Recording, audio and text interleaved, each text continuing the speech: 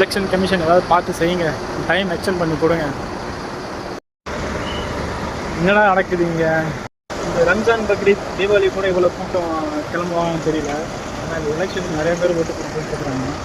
எல்லாம் கூட்டமாக அவ்வளோ மக்கள் எல்லாம் ஓவர் எக்ஸைட்மெண்ட் ஆகிட்டு ஓட்டு போடுறதுக்கு போயிட்டுருக்குறாங்க. இவ்வளோ கஷ்டம். என்ன பஸ் எல்லாமே ரேட்டு அதிகமானாலுமே ஓட்டுக்கு பணம் கொடுத்து போனாலும் விட இப்போ அவங்க பணம் செலவழித்து ஓட்டு போடுற நிலைமைக்கு எல்லாம் வந்துட்டாங்க. ஆனால் நேற்று இங்கே நடந்த சென்னையில் செம்ம டிராஃபிக்கு பஸ் இல்லைன்னு நிறைய பேர் சொல்லிட்டு இருந்தாங்க. நேற்று நைட்டு சென்னையில் 10:30க்கு ஸ்டாப்புக்கு வந்து 12:15க்கு போடுறாங்க பஸ்ஸில். ஆனால் நான் சென்னை விட்டு காலைல பஸ்ஸு கிளம்புனதே மணி 7 மணி. இப்போ நான் இங்கேருந்து சவுத் ஜோனுக்கு ட்ராவல் பண்ணி போயிட்டுருக்கேன். கிட்டத்தட்ட ஒரு 600 கிலோமீட்டர் தாண்டி நம்ம போகணும். இப்போ இங்கே மணி இப்போயே இங்கே 12:15 ஆச்சு. நான் கரெக்டாக இந்த டைமுக்குள்ளே போவேனான்னு தெரியல. இதில் ஒரு ஜனநாயகனா, இந்த ஜனநாயக நாட்டில் ஒரு ஜனநாயக உரிமை, அந்த கடமையை என்னால் செலுத்த முடியுமான்னு தெரியல.